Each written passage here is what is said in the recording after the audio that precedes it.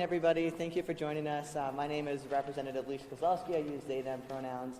I am the co-chair of the Minnesota Posse Caucus and also the representative on the east side. I'm really grateful to be joined by my colleagues from the Duluth delegation and also from the Wisconsin side of the bridge. All eyes are on Minnesota and right here even in the Twin Ports for good reason. As you know that for weeks more than 3,000 HSI, CBP, ICE agents, and others have flooded the state under what this administration is calling Operation Metro Surge. These are direct assaults on immigrants, communities of color, working class people, on our economy, and really our shared humanity, and that is why we're here today, united across the bridge, fighting for our communities. Mass federal agents who are cosplaying paramilitary tactics have disrupted our daily lives, are shutting down businesses, overwhelming our hospital systems, terrorizing immigrants and communities of color from border to border, trampling on constitutional rights of civilians. They're arresting even Native Americans, the most original Americans, illegally and violently interrogating and detaining us. Children arrested, families torn apart, communities terrorized. And just days after we were gathered right here in this room, in the People's House for a historic first in 80 years general strike, immediately the federal government struck to take down another one of our community members, Alex Fretti, after Renee Good, Keith Porter, and many others have been taken at the hands of ICE. This violence is not confined to the Twin Cities, and that's why we're standing here today, and you'll hear a lot more from each of the members talking about the chokehold that this has in our communities, from Crow Wing County, where they have an ICE detention center, to Upper St. Louis County, where we've had Latino workers terrorized, to the detention center across the bridge in Douglas County, raids in the South Shore, and impacting our tribal nations. So every day, I just want to say to our neighbors who are standing up in the cold against these callous attacks, risking your safety and lives to protect community members, to document, de-escalate, and get ICE out, thanks to your community care and mutual aid, is standing between ICE and further harm and destruction. And state is here to say that we are going to be reinforcing. We will be talking about some of the plans and actions that we've been taking, and we'll be launching as well to get ICE out for everywhere for good. And so next up, I am honored to introduce to you our fellow state representative, assembly person on the Wisconsin side, but also a member of our national state legislators group that has banded together in collective effort to get ICE out everywhere. So take it away. Thank you. Hi, everybody. I just really appreciate the invitation to be here today. My primary reason for wanting to join this event is to stand in solidarity with my Minnesota colleagues as their state confronts an occupation by federal agents who are violating people's rights, putting people's lives in danger, and in at least 2 cases more, have directly led to the deaths of people who are simply exercising their rights. I stand with Minnesota because many of my constituents have deep roots in this state. Many work here, have family here or in the cities, or are transplants. And for all of us in this area, our nearest big city is Minneapolis. It's our city too. And I stand with Minnesota because I know Wisconsin could be next in terms of having one of our major cities occupied by a federal force. But I also want to call attention to what's already happening in rural areas. I represent the South Shore of Lake Superior. Aside from the city of Superior, my district is rural and remote, and people are being kidnapped from our communities too.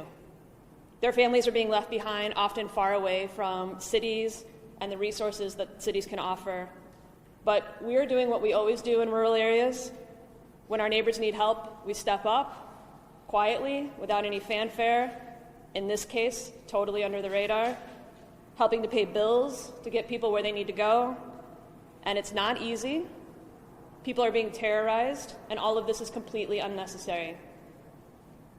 I also want to acknowledge that as the representative from Superior, that I represent the area with the Douglas County Jail, which has a contract with the federal government. The jail has had this contract for as far back as anyone can remember, since the 1930s. And that means that whenever the federal government needs to detain someone, they can contract with Douglas County. This is a long-standing contract, but conditions are clearly different now. And so I've had many constituents reach out to me to ask for review. And I want to say that I welcome that review. I think that they absolutely have that right. And if this moment has taught us anything at all, it's that we all need to take more responsibility for our democracy, and we need to ensure that transparency and accountability are the norm at every level of government. I've talked to the Douglas County Sheriff. He feels that the conditions in the Douglas County Jail, from his perspective, are better than they would be perhaps at these federal detention centers, but that doesn't mean that the public doesn't have the right for transparency, oversight, and accountability. So clearly, to anyone who thinks that this is about immigration enforcement, no one is standing in the way of immigration enforcement when it comes to violent criminals who are undocumented, who should have due process still, but should be deported if that's appropriate. That's not what's happening here, and that distinction, in case anybody is unclear, that distinction matters. We're seeing racial profiling leading to people being detained no matter their immigration status. We're seeing people who did everything right, everything legally, who are being detained and deported. And we're seeing those arrests happening in the most brutal, inhumane, and dangerous ways possible. None of this makes any of our communities safer. If the Constitution, our legal document that guarantees all of our rights and that protects us from our government, is going to mean anything at all, it has to apply to every single person. And this is not a radical concept, and it should not be a partisan position. So again, I'm happy to be here with my colleagues from Minnesota, and I will turn it over to the next speaker. All right, I'm back again, and thank you, Representative. As you know, I'm a proud member of our Latino, Native, and trans community, and standing up here is really deeply personal, that these are not just neighbors, these are family members, community members. This could be myself, as we've heard many of our elected officials of color and immigrants standing up to risk safety, to risk everything at the fray. Folks who are joining who are not used to being political or getting in the sphere in any matter of the word, but because Minnesotans deeply care for each other. And we know that what we're witnessing here in Minnesota is not new, that this is just a playbook that is regurgitating itself as this nation was founded on stolen land, on stolen labor, on land dispossession and displacement. This is not something new to my family members who have been ripped apart at the hands of the federal government. But I will say that this government is messing with the wrong region. This is where the American Indian movement was birthed, where the George Floyd mobilization rose up, where climate justice and water protectors have reverberated across the world, and now we're rising up against this reign of terror. I also want to be really clear that ICE and these surge operations, as they call them, are deeply impacting Northlanders. I will tell you that I've accompanied Duluthians to the Whipple building for their immigration check-ins, in that piercingly scary moment of, is the person asking, am I going to be taken behind bars and detained and deported, or am I going to be able to go back home to my family in Duluth? Students who are calling from across the other side of the state saying, can you help me get a safe route home from college? I can't go through Alexandria or St. Cloud, where they've set up a checkpoint on the road. Brainerd and Crow Wing County and Itasca are working with ICE. Minneapolis feels precarious. How can I get home to Duluth? We've assisted Native Americans across the state who are being brutally interrogated and picked up unhoused relatives. Just this week, 2 more detainments occurred from the Standing Rock tribe and others. The most original people are being held at Fort Snelling, which is the Whipple building, which is the site of a mass burial grave, as well as our original genocidal camp.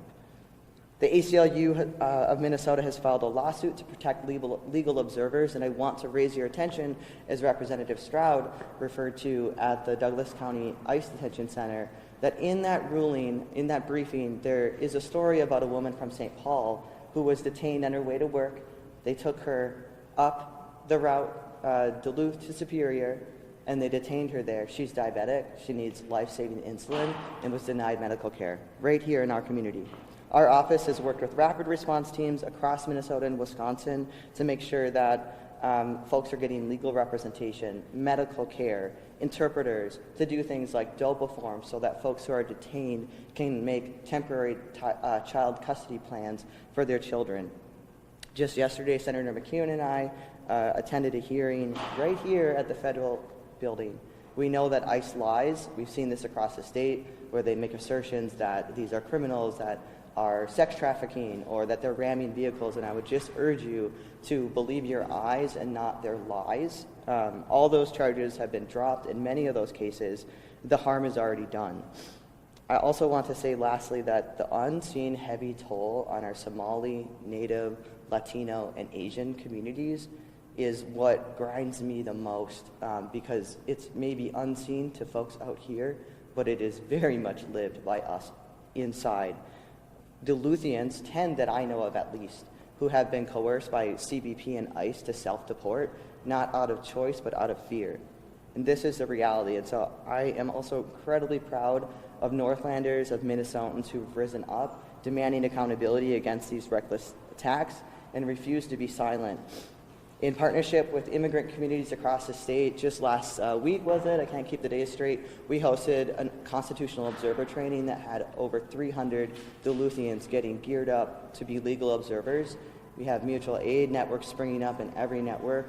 We also hosted a roundtable for our immigrant and communities of color right here so that they have the tools to be equipped to protect themselves, but also are leading the way. And so look to our immigrant and communities of color. Over the last 24 hours, as we've been talking, that the news changed swiftly, but we are urging you to stay vigilant and stay alert, because just this morning, although Bovino and Nome and those are being demoted for their crimes against humanity, we know that Secretary Hegseth signed an approval for DHS to just retool their operations to house that in Fort Snelling, and for the agents to be housed there, and an increase in weapons and machinery. So we know that this will not end with simple reform. ICE is only 22 years old. It's here to protect power, to target and prey on people of color and immigrants, not protect us. And we won't end until these racist mass deportations are over. I'll say that Minnesota has seen false springs, and so encouraging Minnesotans that we have to continue to stay scaled up, to have our hearts leading forward for our community, and to join us at the Capitol as state legislators fight back. We'll be bringing legislators in from all over the country this Thursday from 10 a.m. to 1 p.m. for an oversight hearing on ICE. We'll also be holding a press conference to unveil a slew of state-led as well as Posse Caucus-led actions. Already, the AG has launched our ICE database. We have gotten $3 million into the hands of immigration attorneys to support the onslaught of cases for immigrant communities, fighting for restoring schools, child care centers, courts, hospitals as ICE-free safety zones.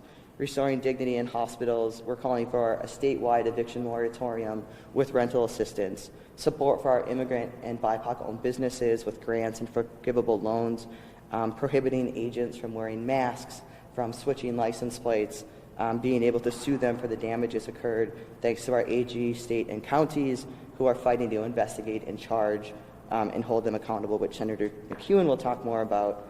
And lastly, I will say that ICE is not law enforcement, and we are calling on every single community member aside the ACLU to encourage and demand that every single county sheriff cease your ICE contracts and do not sign a single one more. I'll end by saying I was humbled last night to join over a dozen folks from across northern Minnesota and Wisconsin around community care and ending ICE and grief and song and healing. And I was reminded that spanning from generations, I am you and you are me. I am you and you are me, and we protect each other.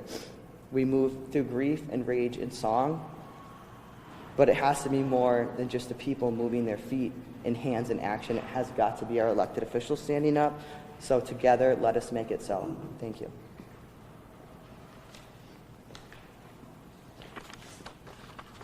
Just want to start by saying thank you to you folks for coming out and covering this, and also to my colleagues for standing alongside us today.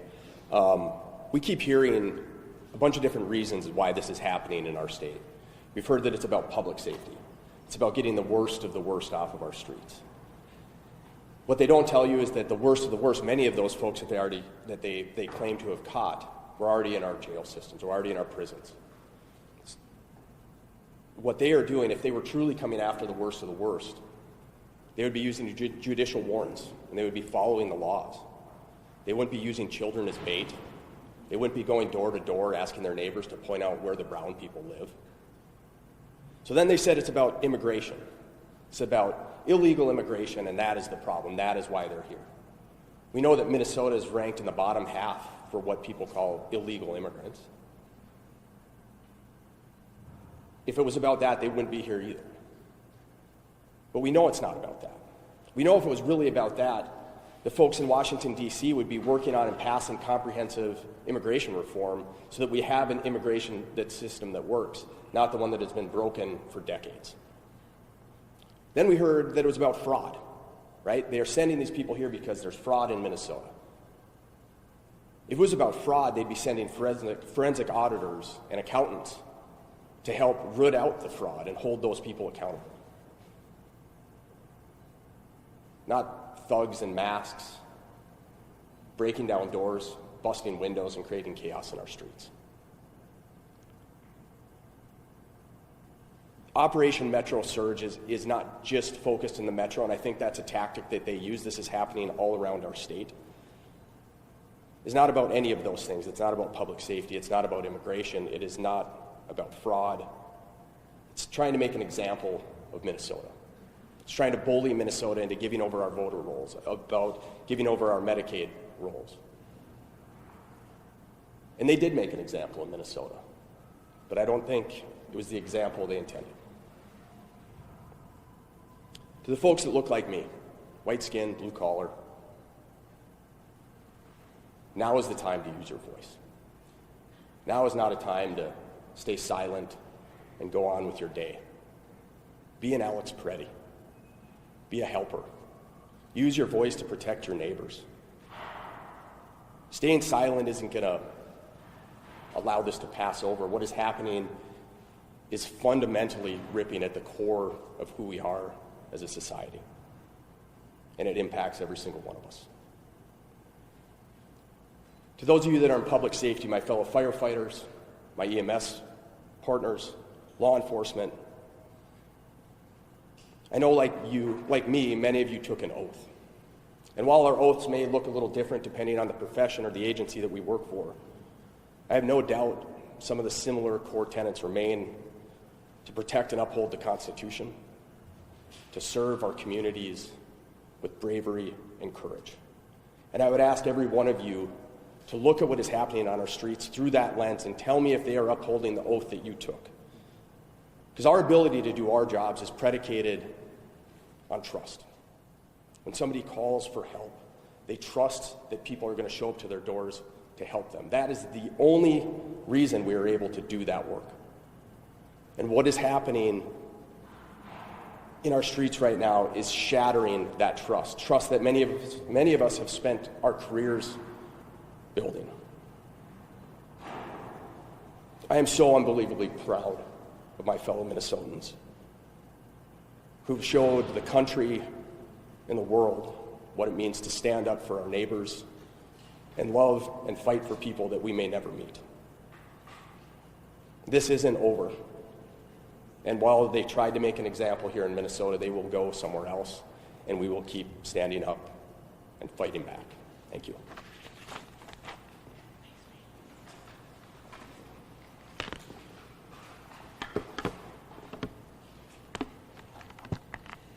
Hi, everyone. Thank you for being here today and for coming to this talk, and with your questions. We'll take questions after this as well.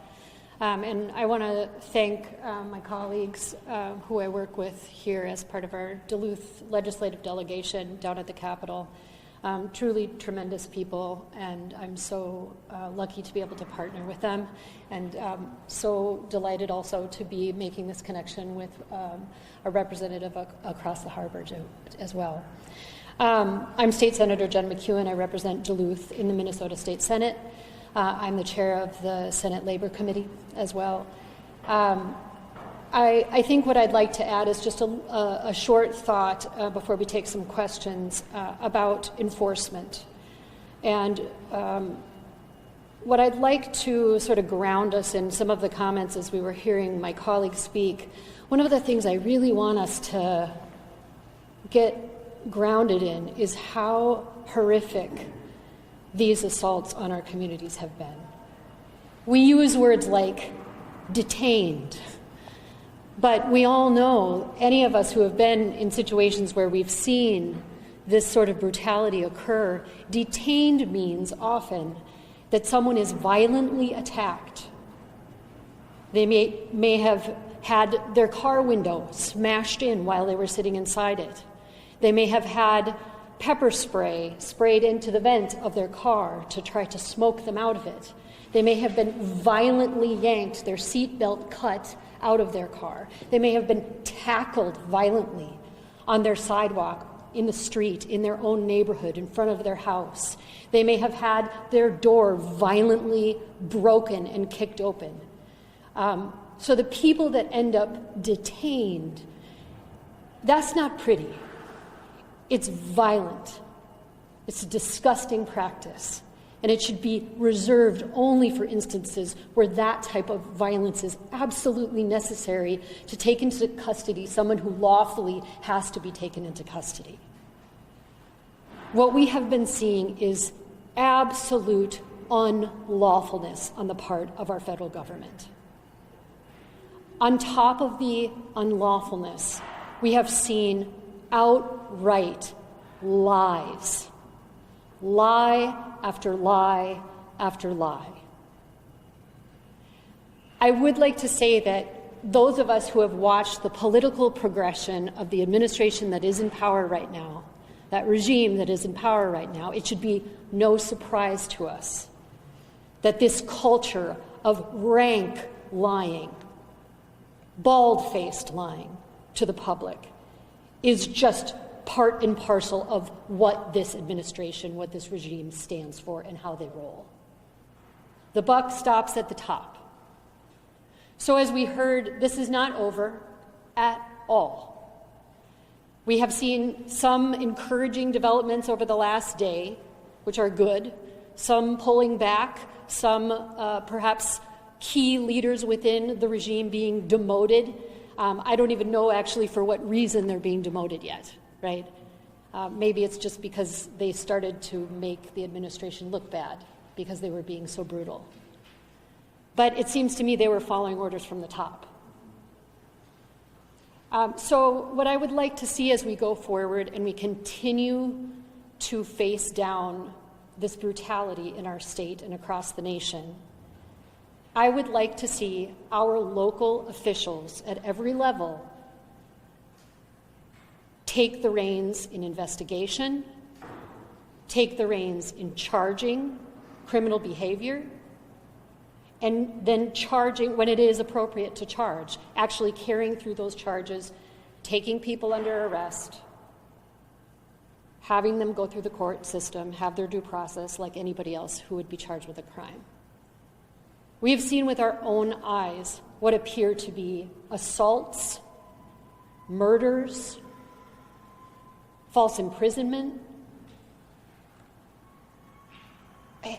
property damage, outrageous felony-level property damage, disorderly conduct at a level of also felony-type disorderly conduct, to get to the point where we have people in our community here in the Northland who are afraid to leave their homes, who shelter in fear, who need people to bring them their groceries, who are afraid to go to work, afraid to go to school. It can't continue like that. So I am encouraged by those local officials, county attorneys, law enforcement agencies at the Minnesota state level, at the county level, who are deciding we can't count on the federal government anymore, clearly. We are going to investigate these crimes ourselves. We're going to gather evidence, and we are going to charge when appropriate. I think that our counties around the state and law enforcement around the state need to take that example and go with it.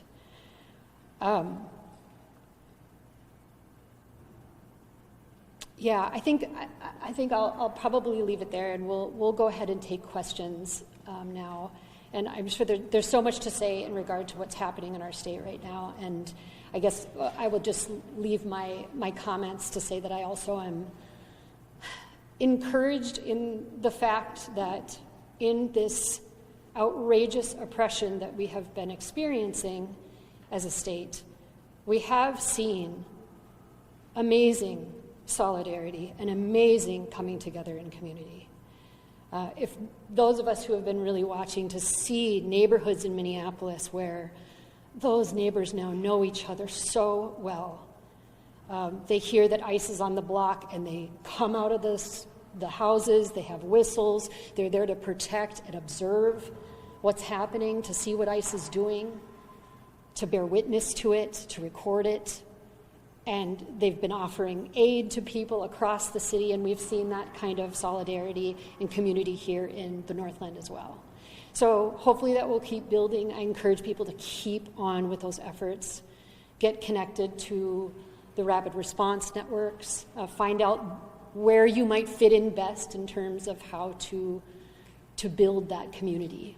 There's lots of things that need to be done. One of the things I heard the other day was to get to know your neighbors. I think it was Rep. Kozlowski who said this the other day.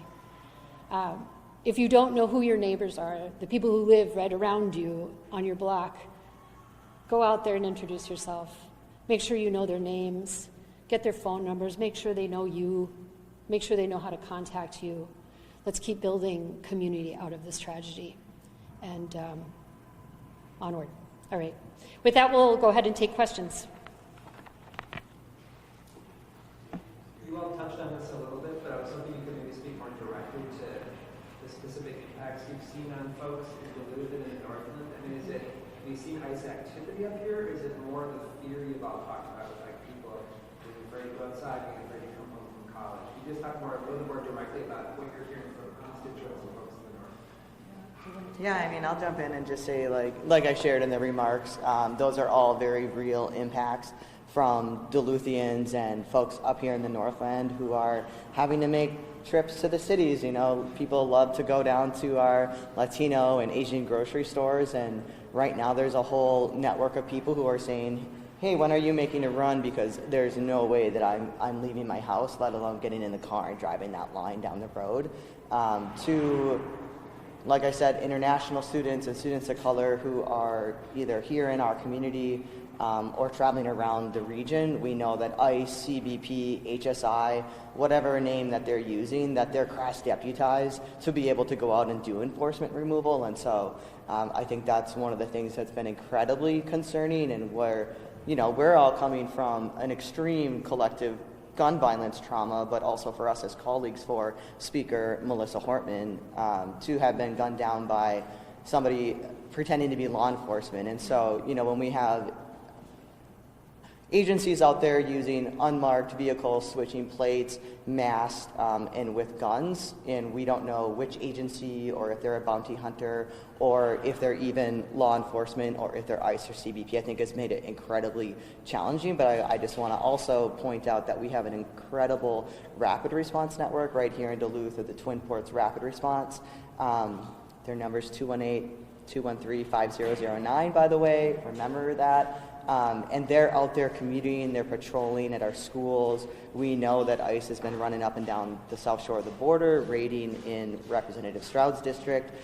We had a detainment by CBP and ICE up in Virginia, and so we know that they're definitely here in the county and operating. And I would also add that we've fielded elected officials here. I know I have fielded at least a couple of instances where people were feeling that they were being harassed. And part of the issue with ICE, again, ICE is not law enforcement, right? ICE handles the enforcement of what are civil proceedings within our immigration system. However, because the way that they have been conducting themselves in these unmarked cars, masked, oftentimes not identifiable at all, switching license plates.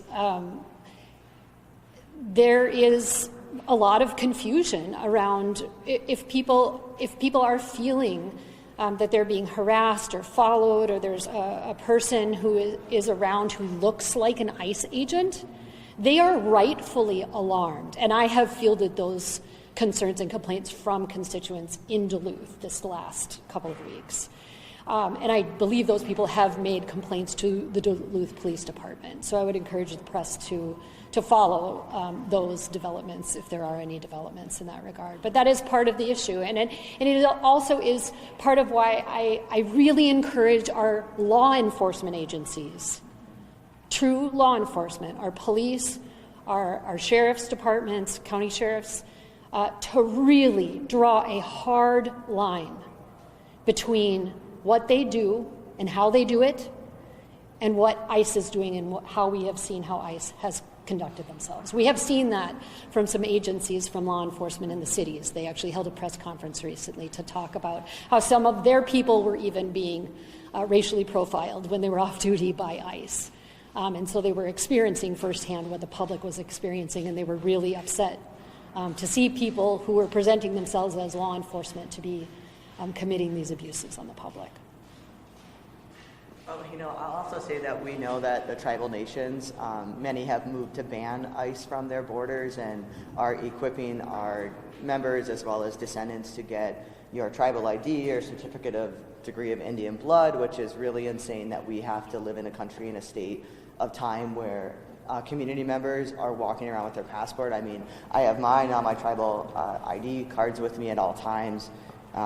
Members are moving about, and that is wrong. And even if you have your card, we know that that's not saving you, whether you're here in our county or across the bridge or traveling throughout the state. We know that ISIS tried to get onto our tribal borderlands as well. And so they're all over, and what we can just say is, like, that's why we need them out, because the impacts are so severe, and I could talk to you all day about the impacts here in Minnesota, our tribal nations that share geography. I'll say quickly that one of my great concerns about this moment is what comes next. Insofar as if people have a growing lack of trust in law enforcement, we spoke about trust, that's critical. We all agree that violent people who put public safety at risk need to be contained and dealt with due process by our legal system. But we're creating now this distrust of law enforcement, which is deeply and profoundly unhelpful, especially for those communities most marginalized. And so I just talked to Chairwoman Boyd at Redcliffe. I heard people saying they thought there was ICE activity, and she confirmed, no, this was a U.S. Marshal coming on a warrant for someone. But you can see how that then becomes really dangerous and problematic when we can't parse. So this idea that this is about violent criminals, it's actually undermining our law enforcement's ability to do their job of keeping our communities safe, at the same time that there are going to be lasting effects. And this needs to stop now for that reason. All of us are committed to public safety. And if we continue to get this wrong, as we already have, we are going to deepen people's resentments and cynicism toward law enforcement, who some communities really need law enforcement to get it right. I mean, we all do, but some communities are particularly vulnerable. And so the stakes are enormous, not just for this moment, but for going forward. Certainly over the past few weeks, we've seen, such a divide reactions from the federal level, from the state level, from you folks, from Republicans. In the past few days, there have been a few Republicans breaking with the federal administration, speaking out. I wonder if any of you have had some of those conversations across the aisle with your colleagues.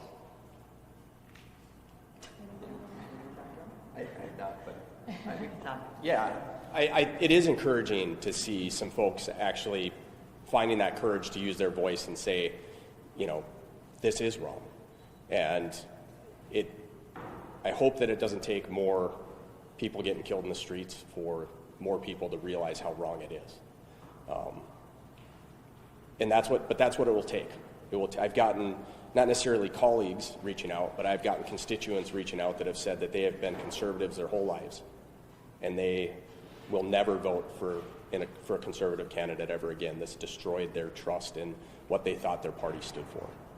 And it's going to take those people standing up to those elected officials to move them. We all represent our districts. That is our whole job, is to represent the people that live in the district with us. And if those folks are not doing that, they need to be held accountable by their voters.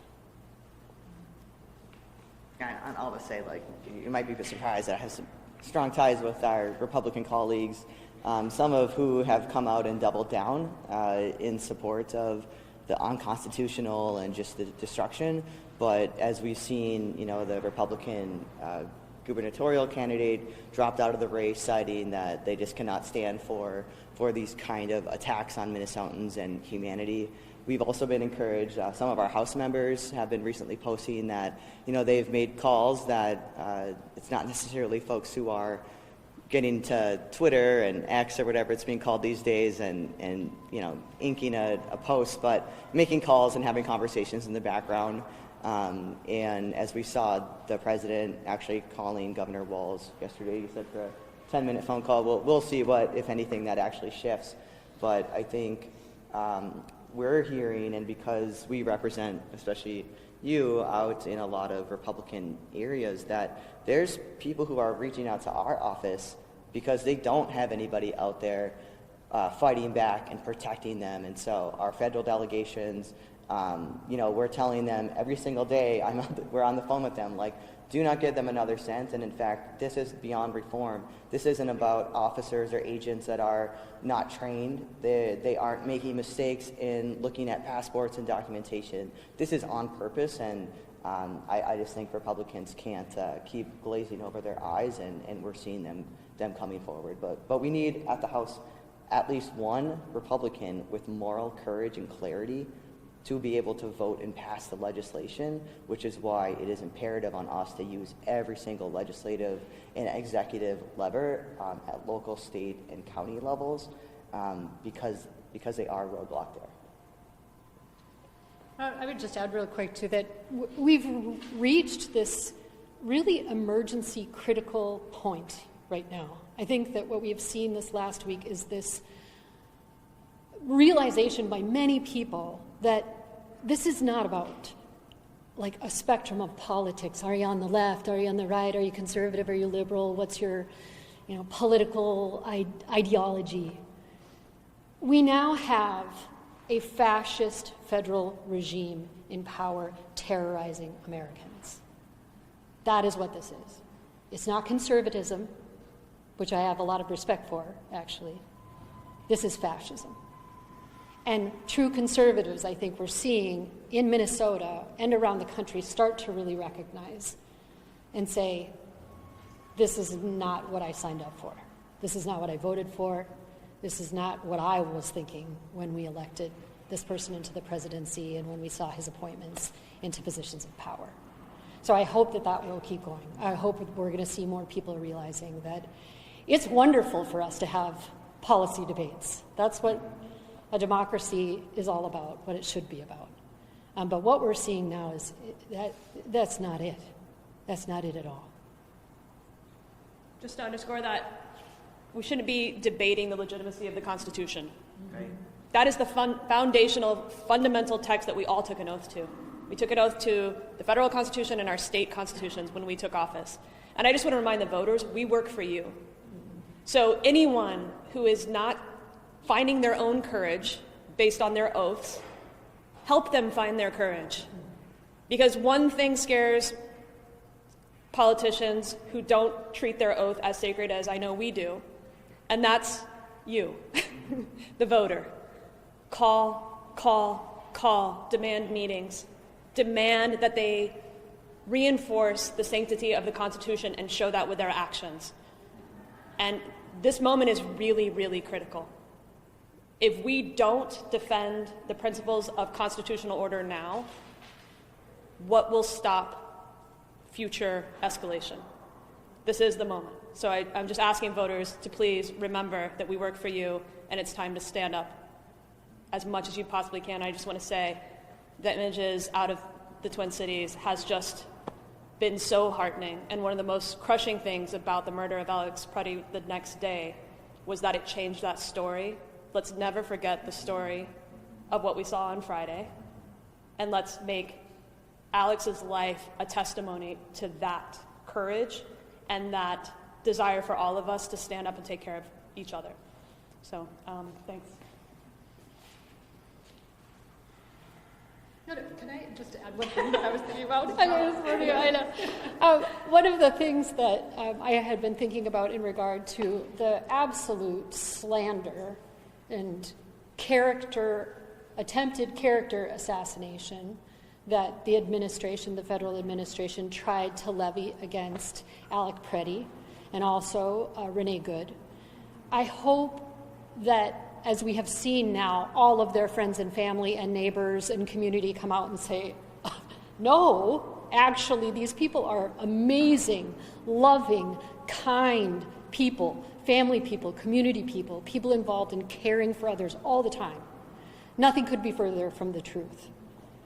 I hope that people who were believing the administration previously, when they made these false assertions that they were going after the worst of the worst, that they're only going after people who actually need to be deported, or that the people that they're encountering and taking into custody somehow were violent or deserved it, go back and question all those assumptions. Because I think we have seen in stark reality over these last 2 weeks just how willing they are to lie and lie and lie. So don't assume, I don't think that we can assume that anything that they are telling us has any grain of truth to it.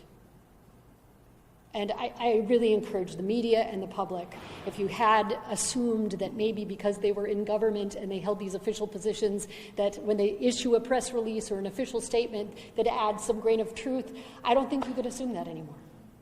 So I hope people won't be. Thank you, everyone. Thank you. That's a wrap. All right. Thank you Thanks, for coming everybody. out.